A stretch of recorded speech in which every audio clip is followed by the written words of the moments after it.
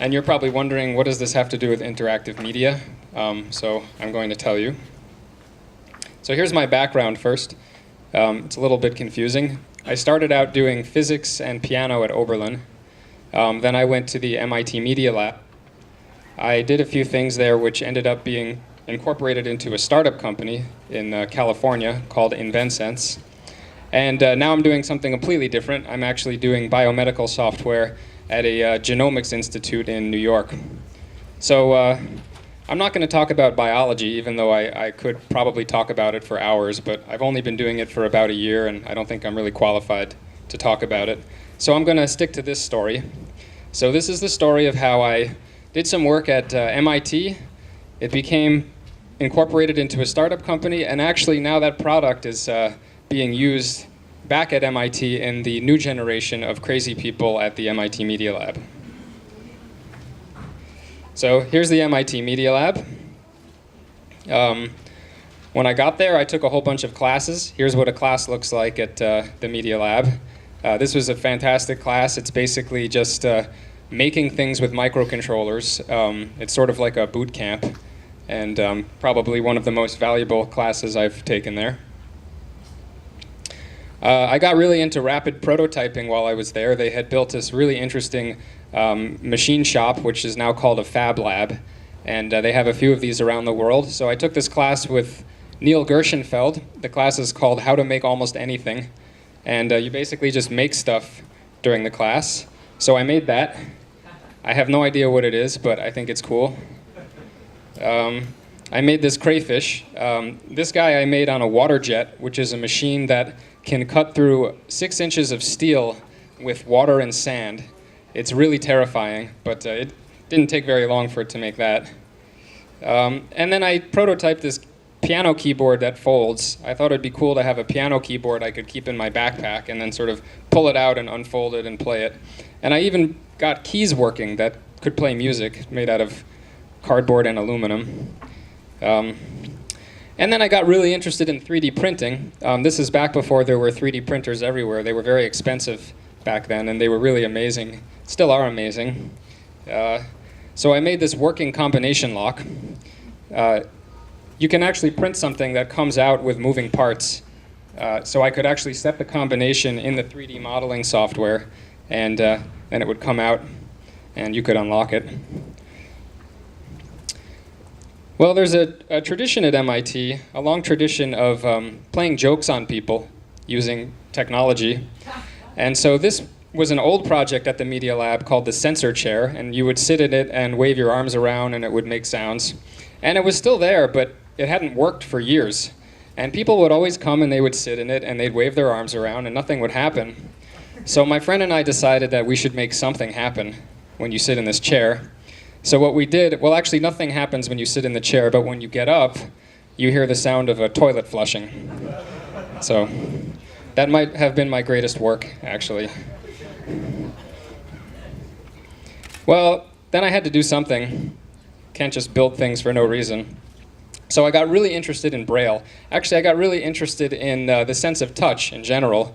And my interest in Braille was partly because I wanted to build some kind of assistive technology, but partly because I just thought it was amazing. I mean, think about the fact that you can read a sentence with your finger.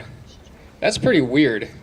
And I think before Braille existed, if you had asked somebody if they thought this was possible, they probably would say no. But once it exists, then of course everyone knows you can do this. And it makes you wonder, what are all the other things that we could do that we just don't know about because nobody has ever tried? Well, I was told that people who can see cannot learn to read Braille because you have to lose your sight first in order to have the sensitivity in your fingertip. So I decided this couldn't possibly be true. So I learned Braille. I can tell you firsthand it's not true. You can learn to read Braille. I'm not sure it's worth the time, but it's a really interesting experience to read a sentence with your finger. Now, this is sort of interesting. At the MIT Media Lab, they have this saying, demo or die. This is an interesting cultural thing. Most of the places, academic institutions in the United States, they say publish or perish. And this means you have to keep churning out papers, lots and lots of papers, or you become irrelevant. But at the Media Lab, they actually don't care about papers. You can spend your whole time there and never write a paper. They want to see you build stuff. So they changed it to demo or die. So I was required to build something that actually works that I could show people. That was really the only requirement. Of course, it's nice to publish too, so you have a track record. People will actually believe that you made something. So I started by building this electrotactile display. Actually, this is not mine. This is from the University of Tokyo. They came up with this idea, which in hindsight is probably a really bad idea, that basically by sending high voltages into your finger, you can create different sensations. And by changing the pattern of voltages, you can make things feel like they're vibrating, or you can make the sensation of pressure. You can't do it for very long because your finger overheats and it gets really painful. But I decided I was going to try to build one like this. This is still the University of Tokyo, not me. They had a mouse, and they actually had a working Braille display on it. And as you would move around, the electrodes in the mouse would create voltages that would make you feel Braille. So I started building one of these, and I actually got it working, but my academic advisor was terrified of me. He wouldn't come anywhere near my desk. Every time he came by, I would say, "Hey, I think I got this electrical display working. Come and touch it." And he would kind of go like this, get zapped, and he would say, "Oh yeah, it works." And then he would leave me alone for about a month. Anyway, so I gave up on this. I went to vibrating motors. They're not as interesting, but they're usually non-lethal. So I made this. This thing was really ugly, I thought, but it worked pretty well. And this thing on the bottom is covered in vibrating motors, and then I had a circuit board on the top that I used to control it.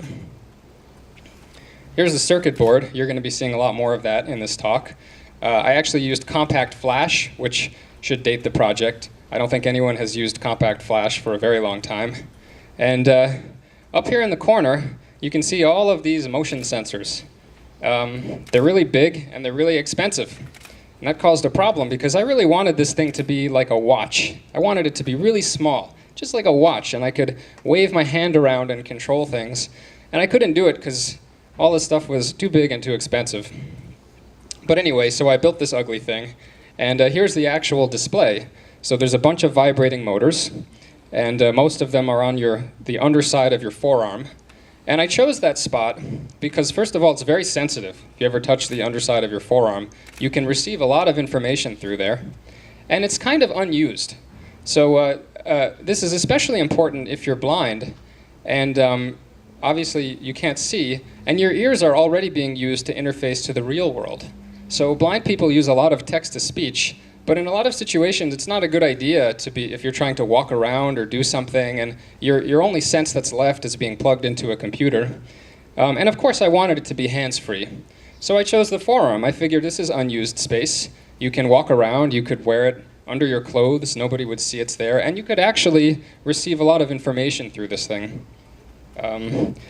And like I said, I was interested in it not just as an assistive technology, but actually for me. I thought it'd be really cool.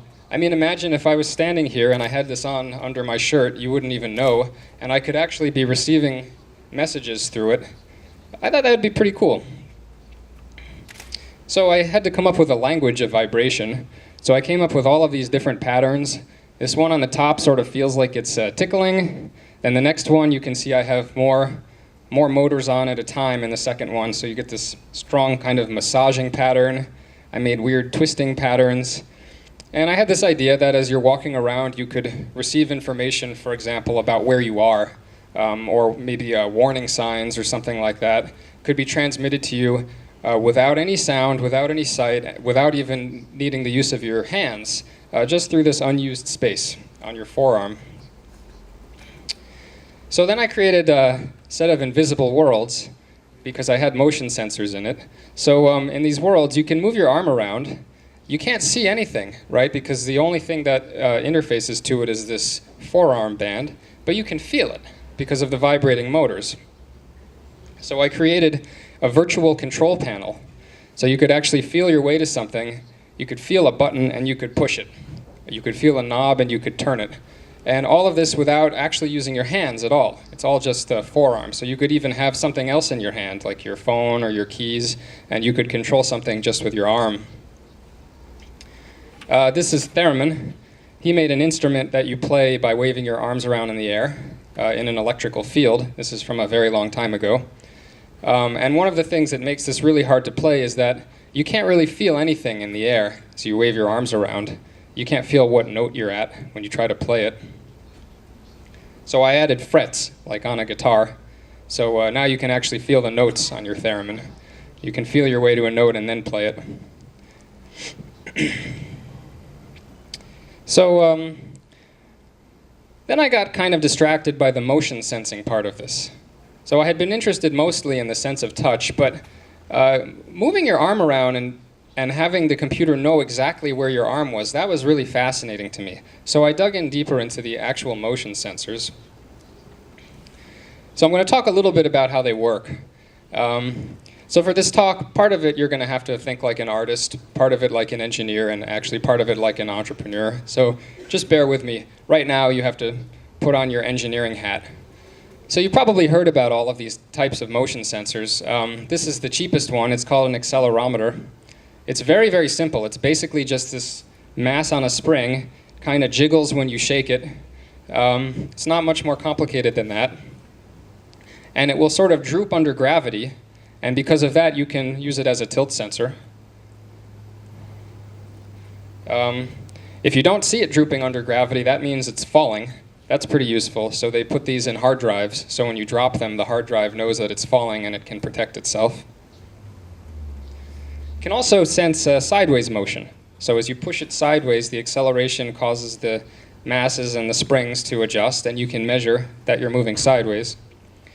So the good news is accelerometers can measure all of these different things, but the bad news is they measure all of them at the same time. Usually you have no idea what you're looking at. So this is typically what's going on. All these springs are going in different directions. There's gravity, there's movement. I have no idea what I'm looking at. So that's the bad news about accelerometers. The next one is the magnetic compass. Just anything that can pick up a magnetic field. This is, of course, an old one. That's a magnetized needle.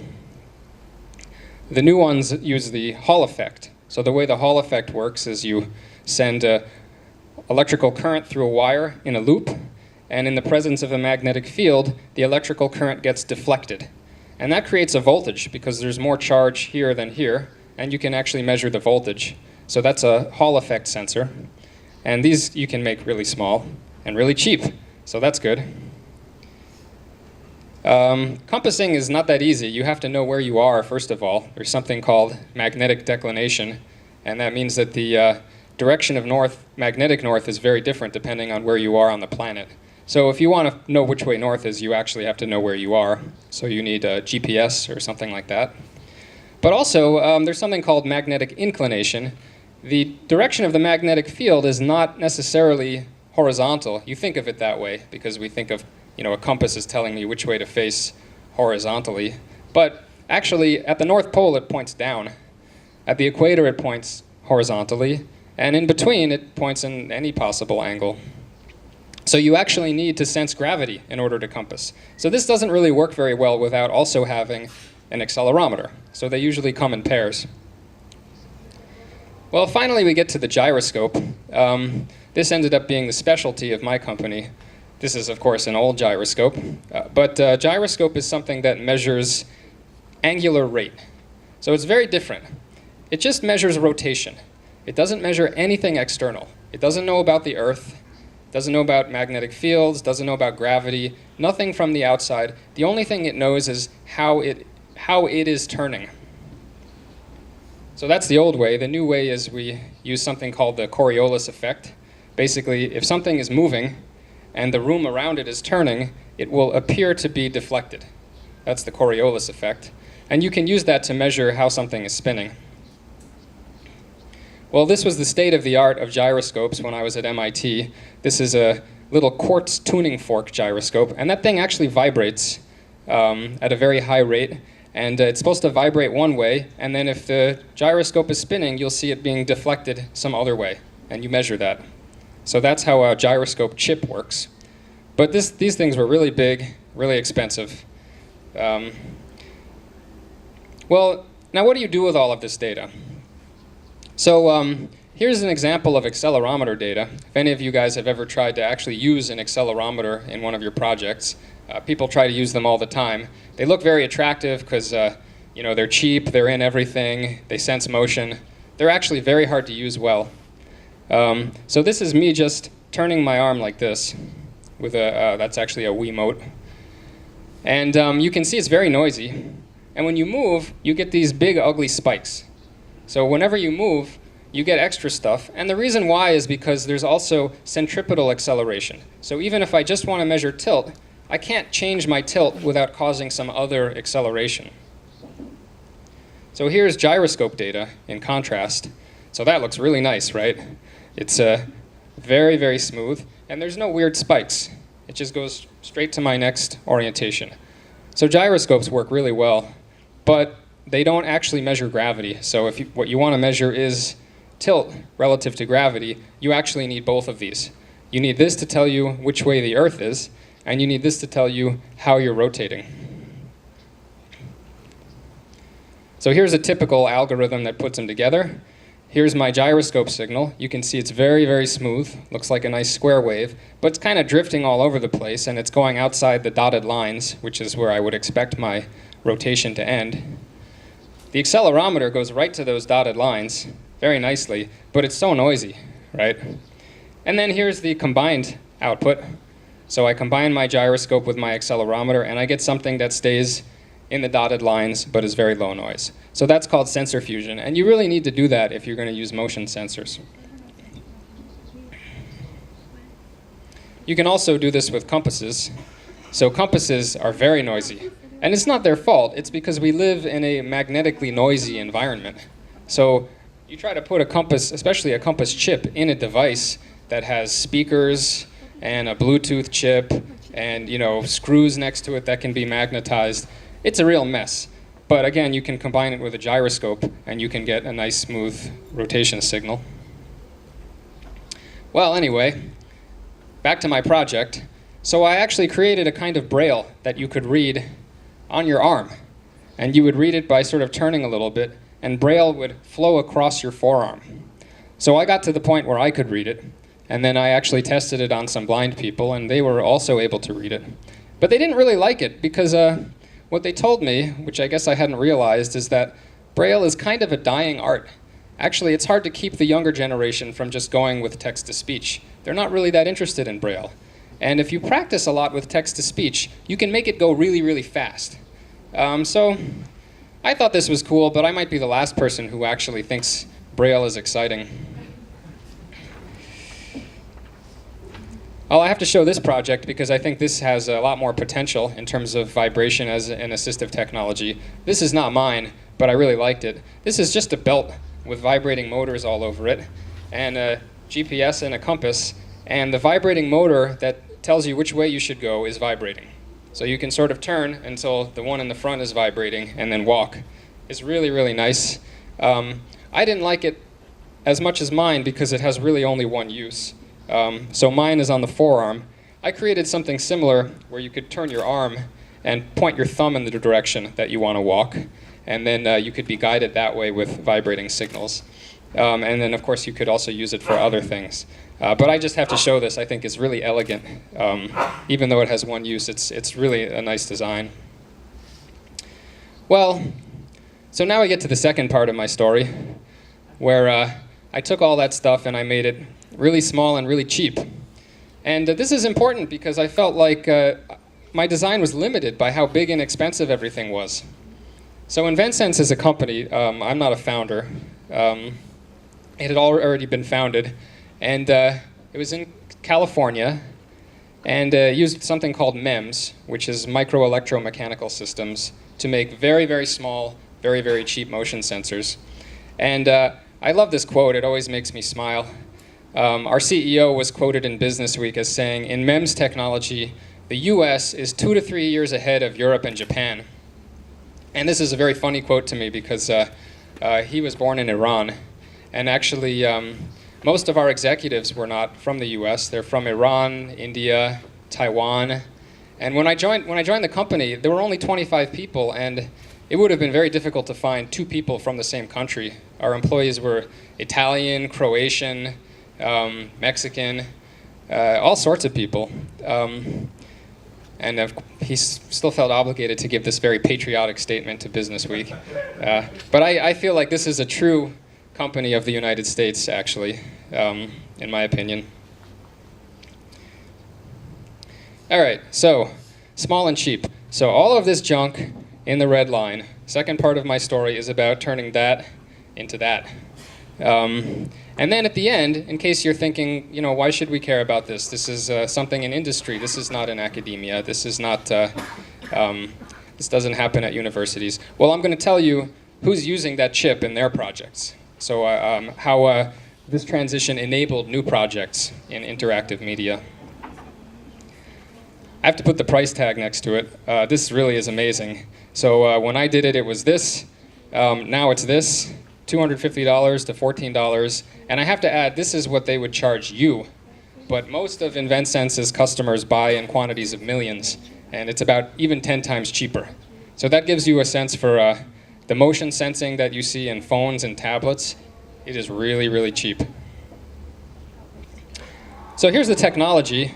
This is not my work. This had already been going on when I joined the company, and basically the way it works is you have this bottom layer is a typical CMOS silicon layer. It's basically just an electric circuit, just like any other chip. This yellow part actually has moving parts. So in your phone, there are tiny chips with very tiny moving parts. It's kind of hard to believe, but it's true.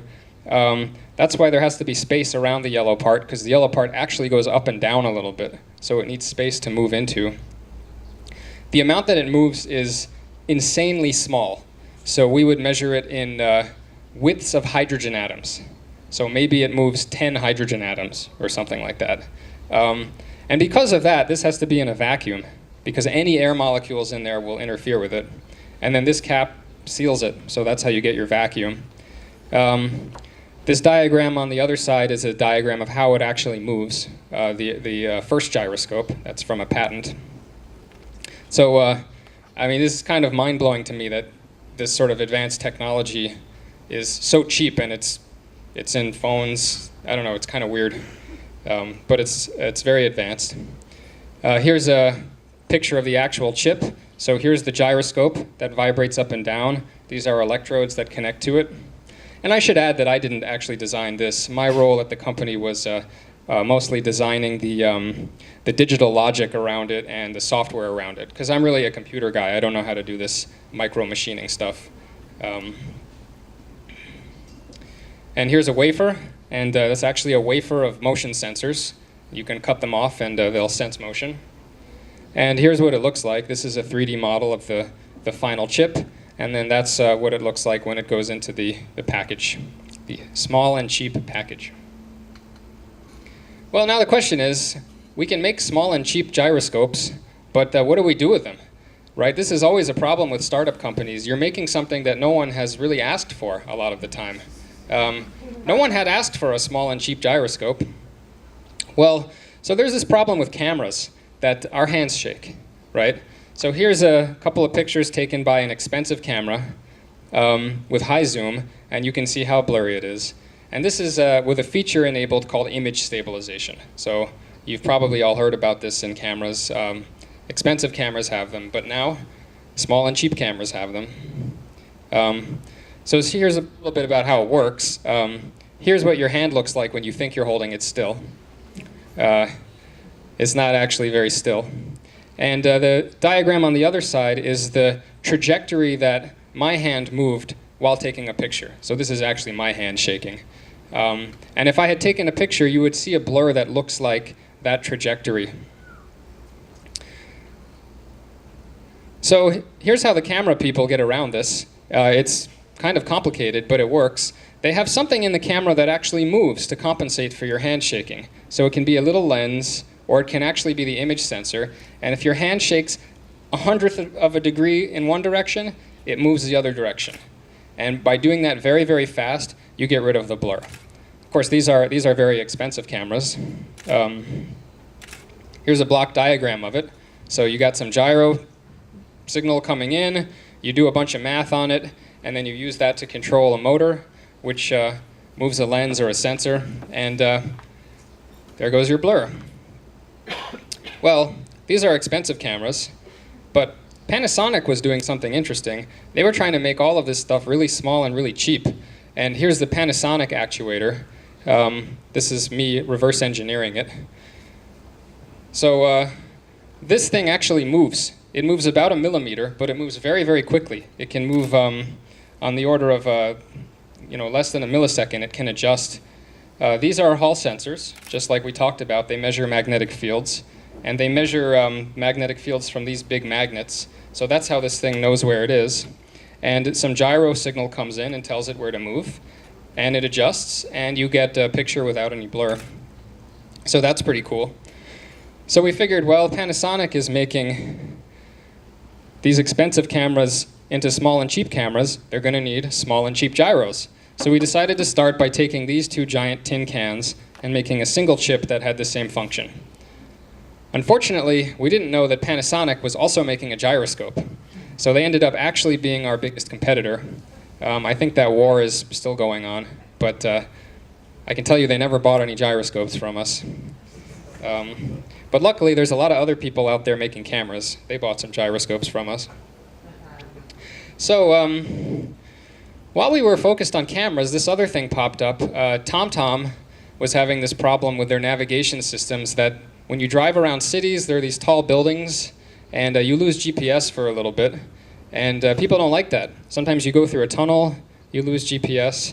And they wanted to be able to compensate for this using motion sensing.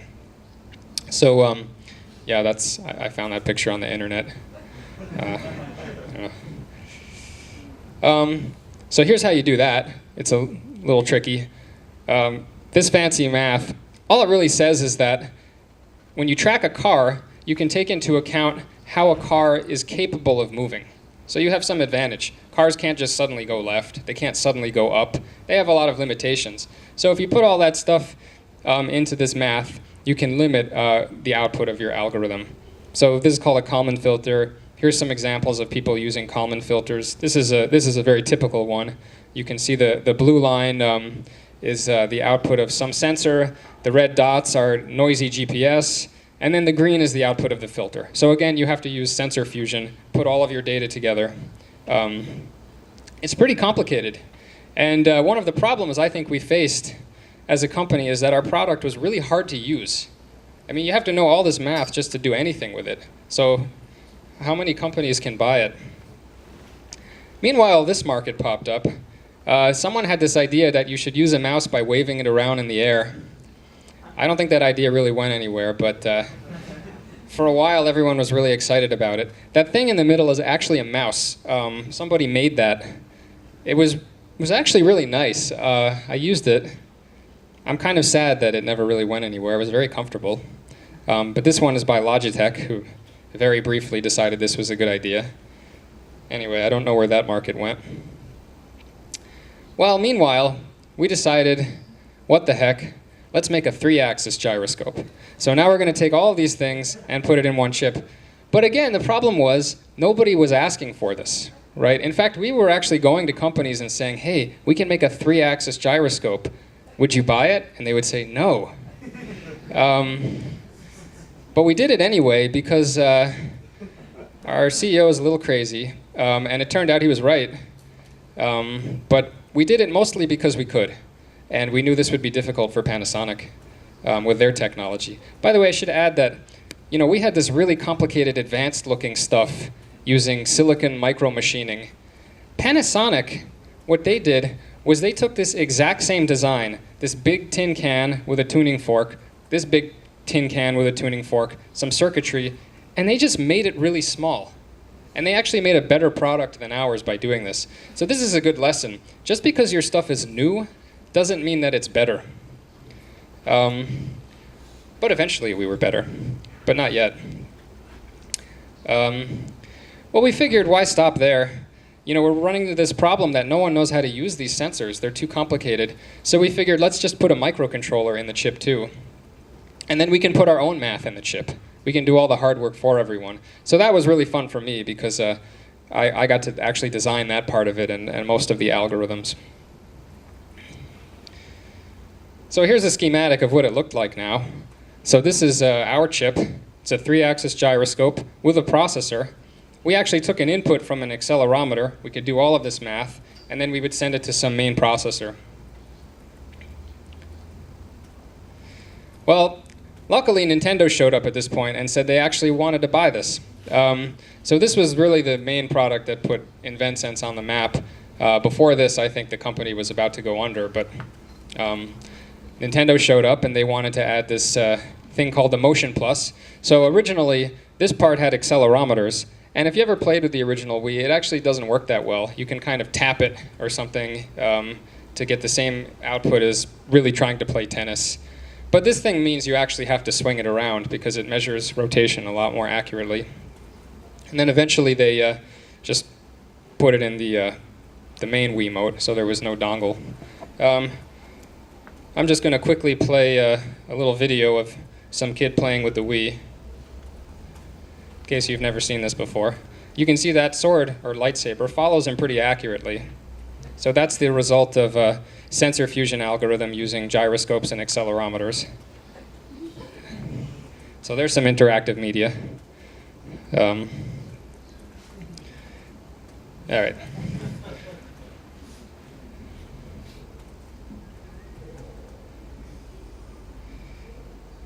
So this leads me to an interesting point about why our gyroscope ended up in this Nintendo Wii. So most of our competitors were still doing this tuning fork thing, and it works really well actually, and you can make it pretty small, but there's a problem with it. Once you cut this, you're kind of stuck with the parameters of the gyroscope. If you cut it to measure small movements, you can't measure big movements. If you cut it to measure big movements, you can't measure small movements. And everyone was measuring small movements. They're measuring cameras, which just shake a little bit, or even cars, when they turn, they don't turn that fast. Well, like maybe in Guyana they turn a little bit faster, but yeah. And so I liken this to a passenger jet versus a fighter jet. So a passenger jet flies because of its shape. So with a passenger jet, if you shut off all the electronics and you shut off the engine, it will just keep flying. It is very well designed in terms of its shape. And that's like these quartz gyroscopes. They work by design in terms of the shape of the quartz. And they're very, very stable. They're very accurate. They work really, really well. But the problem is, with a passenger jet, if you suddenly want to go up, you can't. It's just not shaped the right way. A fighter jet, on the other hand, has a terrible shape. If you turn off the engine, a fighter jet will actually topple. It won't fly at all. And that's kind of like our gyro. We made it out of silicon. Silicon is a terrible material, actually. It responds to temperature and pressure. It has all sorts of problems, and we needed all sorts of crazy circuitry around it just to make it work at all. Just like a fighter jet needs a computer, or it can't function. But the good news is, when Nintendo showed up and said, we want something new, we want to measure fast movements, all of our competitors had to make new chips, but we just reprogrammed ours. So I think that gave us an advantage. So that's a good lesson. You want to be flexible, especially in a startup company where you're looking at new markets and you have no idea what people are going to want. Well, at this point, it was kind of a no-brainer. Not sure how you say that in Portuguese. It was kind of obvious. Everyone was using our 3-axis gyroscope with somebody else's accelerometer, so we figured why not just put it all in one chip and make it smaller and cheaper. So we did that. So here's the new block diagram. We have this whole mess of sensors. We still have this microcontroller, but it's all in one chip. So it's very small, and it's very cheap. So that ended up in this guy. And of course, this is really important for something that's very small and thin like this and has to be cheap. This really could not exist without a small and cheap motion sensor. And of course, finally, that leads me to the final market, that the only one anyone really cares about in consumer electronics. Everything goes into a phone, right? It has a user interface, it can do video games, it has a camera, maybe you use it for navigation. But the truth is, and this really kind of blows my mind, all of these motion sensors are in phones, but you guys probably don't even use the motion sensors. Maybe not at all. Maybe sometimes, some of you. So think about that. In a few years, these sensors had gone from being so expensive that they basically only existed in academic labs to being so cheap that everyone has them and it doesn't even matter if you use it. So this kind of blows my mind a little bit. We had to do a lot of work to get this to happen because no one actually knew how to hook up these motion sensors. So we actually had to rewrite the Android framework a little bit. That was pretty fun. I'm going to show you the result of that in another little video. So here's some demo video that we put together. So you can see we made a little virtual reality environment in the phone. And you can see how smooth it is. That's because of all these sensors working together. On the other side is with just an accelerometer and a compass and no gyroscope. And keep in mind, this is the Nexus 1. So our chip wasn't actually in there. So what we had to do was we had to actually pull out the headphone jack to make room, make a tiny little board, stick it where the headphone jack used to be, solder wires from that to the processor, write our own driver in the processor, rewrite the Android framework, and then make this nice little application with cute graphics. It took a while.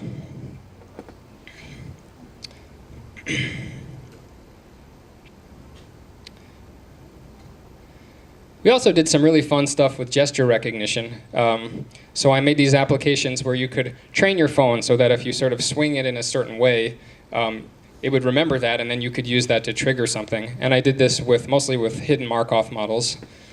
So for example, you could train it so that when you draw a little C in the air, your camera comes up.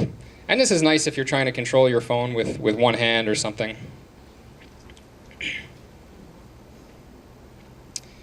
Well, again, we had this. Everything was going well. But you know what? Everybody was using somebody else's compass, right? Phones all have compasses in it. So we figured, let's just do that. But to be honest, we cheated. And here's a diagram of what we actually did. So again, this is our circuit. This is our moving parts, accelerometers and gyroscopes. Here's the compass. We actually just bought it from another company because my InventSense doesn't really know how to make a compass. But still, it solved the problem. We got this one chip, we got it very small, and we got it very cheap. Okay, so now what happens? You have this small and cheap thing. What's possible? What are all the doors that get opened by it? Well, here's the most interesting one to me. You probably read about this a lot in the news. In the US, everybody's kind of worried about the government spying on us with drones. They're sort of missing the real story. These drones are so cheap that anybody can spy on anybody. So I recommend you all buy very thick curtains. And I apologize because it's partly this very small and cheap motion sensor that makes this possible. That's what stabilizes it and makes it controllable. Here's another one. This is augmented reality. And of course, Google is pushing this with a Google Glass. That's just from the Terminator. But it's the same basic idea. And why do you need motion sensors? Well, imagine if your head-mounted display is giving you information about something in the real world. If I turn my head, it has to adjust, right? If I turn my head 10 degrees and this information is supposed to be in the real world, it has to go 10 degrees the other way. And you have to use motion sensors to do that. And of course, everyone wants them to be cheap, but they also need to be small because look, they're being held up by her nose, right? They have to be very small. Well, this brings me back to academia and interactive media. So you might have been wondering, you know, what does this mean to you, right? I mean, so what? Some company made things really small and really cheap. But actually, this chip is now being used back in academia, including by my professors. So that's really fun, by the way, when your old professor calls you and asks for free samples of your chip. It's a little worrying, actually. Watch this, ready? He throws the hoop up in the air, and it goes through it. Okay. So, yeah. Okay. Well, of course, I didn't make this, but I kind of feel like I enabled it, right? I mean, I made the chip that makes it possible. So I'm going to take 100% credit for it. Here's another one. This one's pretty fun. So he puts a pole on the flying thing. It can balance it because it has a very small and very cheap gyroscope. And then watch what it does with it. Ready? Up and down. Okay, that really should not be possible. All right. Next one. Like this University of Pennsylvania does really great stuff with these. These guys are going to actually build something.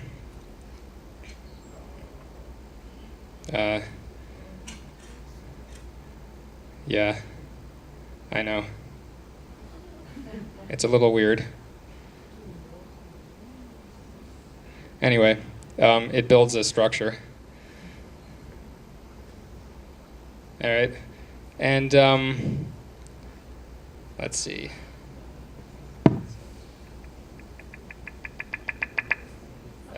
Here's some interactive media.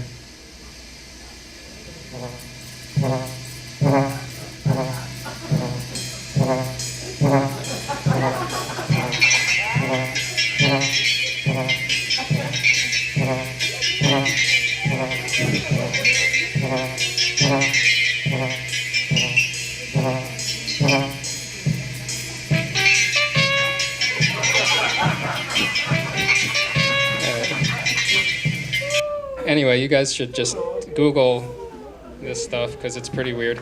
But anyway, so here's one at Ars Electronica. Okay, maybe this is a little bit more artistic. So they basically made some flying pixels.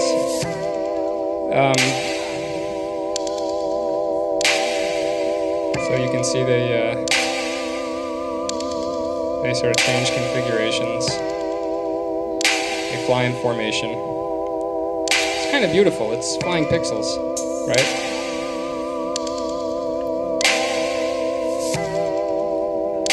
But of course, in order to make 49 flying pixels, you need components that are very small and very cheap.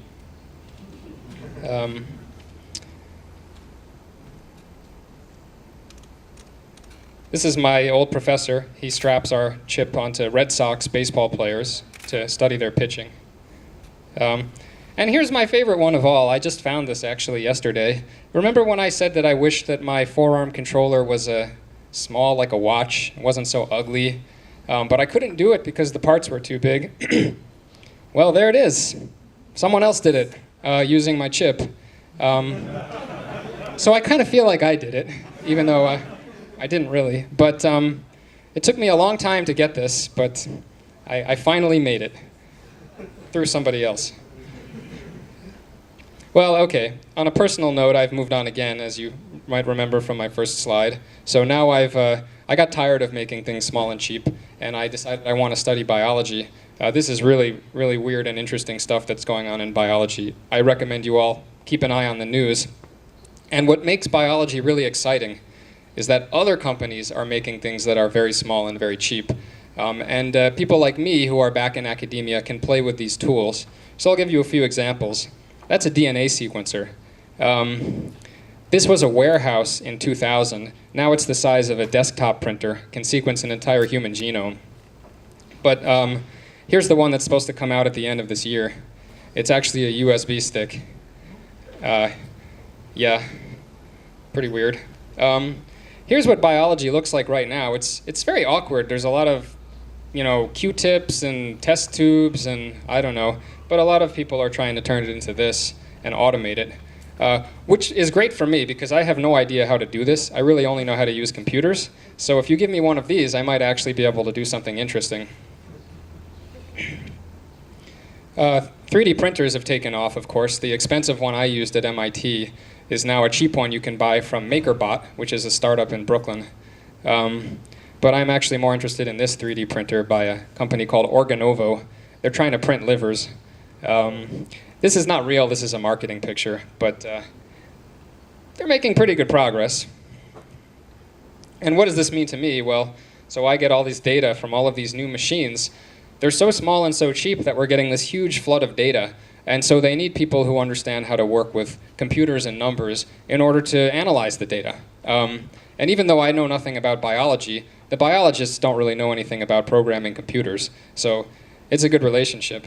And so my group is trying to do this. We're trying to get away from this idea of causality in biology, like this gene causes this disease or something. Everybody knows that's not true. Everything is a giant network.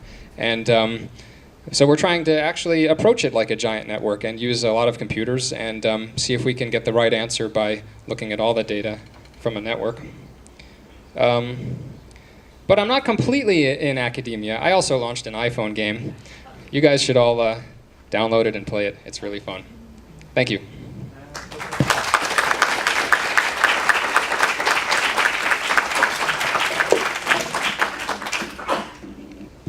Muito legal mesmo, assim, uma oportunidade incrível, assim. Uma curiosidade, se você sabe mais ou menos quanto está o preço desse chip, assim, se daria para a gente usar de maneira caseira aqui e tal, se tem uma versão para usar com Arduino, essas coisas, assim. É uma pergunta. A outra você já respondeu, que era aonde está esse chip, você já mostrou 1000 lugares. E sobre os drones, todos esses exemplos são com câmeras, né? Com câmeras, processamento de imagem, né? É uma curiosidade que eu tinha naqueles drones que fazem alinhamentos e é sempre com câmera, né? Mas já tem gente vendo a possibilidade de fazer sem câmeras, deles se comunicarem entre si, sem câmera, se tem algum exemplo e tal. Só isso. Answer to the first question, the chip, the $14 price tag that I put on that slide, that's taken off a website that sells them. I think that's what you have to pay if you buy 10 of them or something like that. Like I said, I can't put a price tag for the big companies in consumer electronics because, first of all, I don't really know it, but even if I did, I couldn't tell you. So the $14 is sort of a public price tag. So I think that's what you would pay if you bought them for yourself. So in answer to your second question, the chips, the biggest market is phones and tablets. We're in most Android phones and tablets that have a gyroscope. Not all of them. We have competitors. And you should all thank our competitors, actually. I think we should all thank Panasonic and ST Micro, our other competitor, because without competition, it would never have been that small or that cheap. But we're still in the Nintendo Wii, I think, and we're not in the iPhone. Our competitor's in the iPhone. Yeah. They also make a good gyro, but I like mine better. We're in most of these drones because just by a weird fluke, our gyro turns out to be more tolerant of vibration than our competitors. It's not really something we intended, but it just happens to be that way. So the drone people like our gyro. Then in terms of what you're saying about drones tracking each other, as far as I know, they all use vision. The inertial sensing that we use, gyros and accelerometers, really only good for very local navigation. You need to really know where you are in the room. You need some kind of external signal. It doesn't have to be vision. It could be RF transmitters or something, but you need some kind of, think of it as local GPS, right? You need something like that. So most of them have cameras. And actually the ones at the University of Pennsylvania, I think they cheat. I think they actually have a lot of cameras around the room looking down at the drones. But the one by Parrot, the AR drone, the consumer one, it has one camera that points down, and it uses it for stability and also for spying on people. Yeah. And with guns, drones with guns. There are unfortunately drones with guns, but we don't sell our part to them because we're not qualified for any kind of military applications. Ok, David, muito boa palestra, vou falar em português. A sua palestra me chamou a atenção pelo seguinte, ela está numa convergência muito interessante entre mercado, inovação, arte, em certo sentido, e academia, certo? E esse jogo institucional é um jogo muito difícil de se conseguir, certo? Você acha que esse é o tipo de futuro da academia? Ela tem que se abrir para outras possibilidades de diálogo, ela tem que entrar nesse jogo de inovação. Como é que você pensa, já que você falou que voltou para a academia, como é que você pensa o papel da academia num mundo tão tecnologicamente desenvolvido? That, first of all, the relationship between industry and academia is really a cultural thing. And I mean, I mean, even in the US, it depends a lot on the city and the state, whether this functions. So at MIT, for example, there's a culture of people spinning off companies. So when I joined MIT, I wasn't actually thinking about joining a startup company. I was thinking about maybe staying in academia. But I had so many friends who were leaving and starting companies, I had to sort of think about, well, maybe this is a good idea after all. But in New York City, it's much more difficult. For example, New York City, it's very hard to get funding for startup companies. It's a strange cultural thing. The rich people in New York, they like to give money, but not to startup companies. They give money to nonprofit organizations. And so there's a lot of sort of cultural knobs that have to be just the right way to create this kind of environment. In terms of the role of academia, I think the role of academia is to work on things that have some questionable financial value, right? If you're not sure whether something will be worth money or not, a company is probably not going to do it. It has to happen in academia. Or if you're not sure how long it will be, for example, basic research, things that might not be useful for 10 or 20 years, they really have to happen in academia. And I know a lot of big companies, they really depend on academia to provide them with new ideas and things that they can take, because they don't want to take the risk, right? So academia is better positioned to take risks, I think.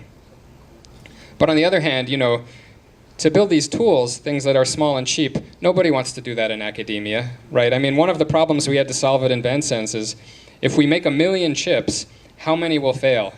200, 100, 50? I mean, what professor or graduate student wants to take on that project? It sounds really boring. The only incentive that can drive that forward is just money, right? And so those types of problems have to be solved in industry. What's your opinion? Oh, qual a sua opinião sobre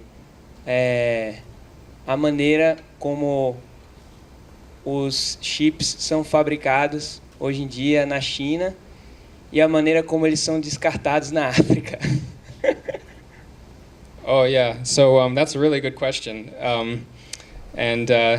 I can tell you that at InventSense, there were a lot of environmental regulations we had to pass in order to sell our chip.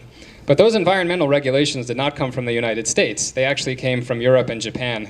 And I think that's really interesting that when you talk about ethical things, lines that need to be crossed, we have to sort of think as a global community.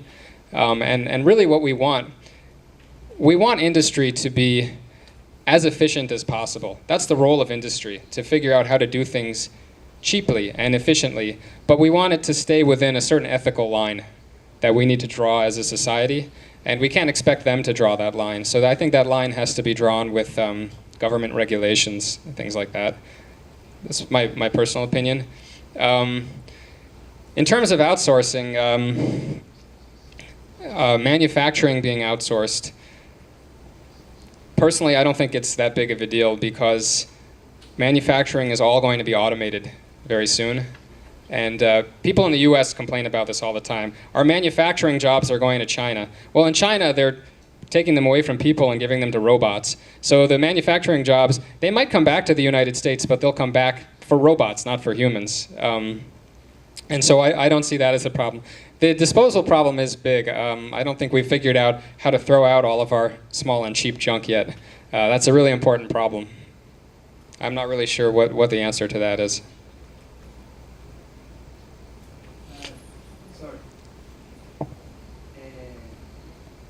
Você já ouviu falar sobre coisas como meta-reciclagem, projetos que visam reaproveitar os eletrônicos, ver as peças que estão ainda funcionando?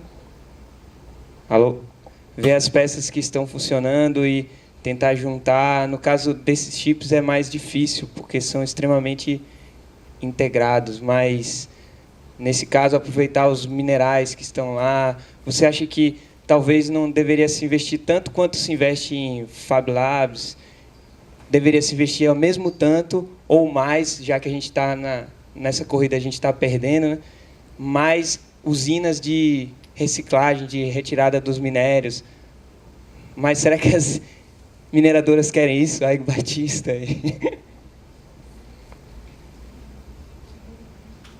Well, I mean, entrepreneur is kind of a broad term, and there is such thing as a social entrepreneur, and that's becoming very big in the United States. So somebody might want to invest in that. I do think it's a good idea to come up with some way to reclaim materials from landfills that doesn't use children, which is normally how it's done now in China. So actually this recycling of hardware happens all the time in China, and it's not a good thing. It's actually very sad. People sort of climb through the landfills and pull things out, and yeah, I can tell you for the InventSense chip, sometimes we make a chip and one of the parts breaks. Like there's 9 sensors in there and maybe a couple of them don't work, and we just sell it as a different chip with only the sensors that work. So it's having it integrated is not necessarily a bad thing if you have a way to, if you have different paths. Yeah. Vamos à última questão. Olá. Alô? Vou ser rápido. Você mostrou maravilhosamente bem como uma ideia foi evoluindo e as dúvidas que elas foram sofrendo e as resoluções. Mas em um determinado momento, na universidade a gente entende melhor isso, mas depois você está numa empresa. Como é que você sustentava essas idas e vindas e como é que você equilibrava, provavelmente, o dado empresarial com a sua permanente questão investigativa? É isso.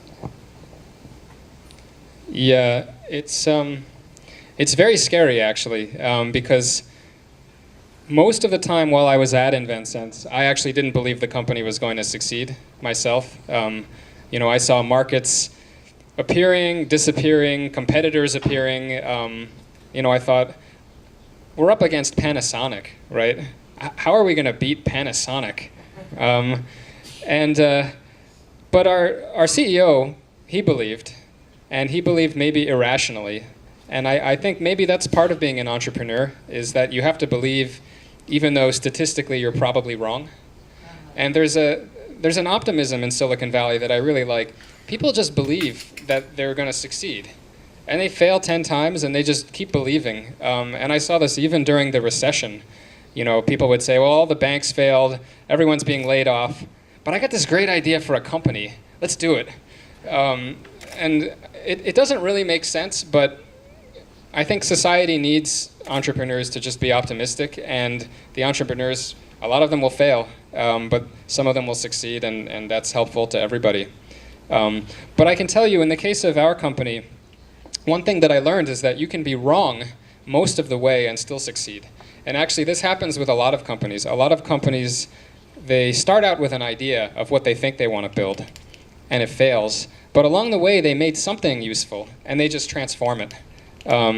So, off the top of my head, Flickr, which is a image sharing site, started out as a game, and I think YouTube started out as a kind of contest. A lot of companies start out trying to do one thing and end up doing another, and that's also the case for InventSense. Every step of the way, we were working on this market, and it disappeared, but then somebody wanted to buy our chip for this market. And so the trick is just to stay flexible and be able to move really quickly when things change. Bom, antes de agradecer novamente ao David, eu acabo de saber que o nosso curso de especialização em inovação em mídias interativas está aprovado e logo, logo o Media Lab oferece mais isso à nossa comunidade. Agora sim, obrigadíssimo, David. Você sempre é e será bem-vindo à nossa casa e convidamos a todos para o nosso intervalo de almoço.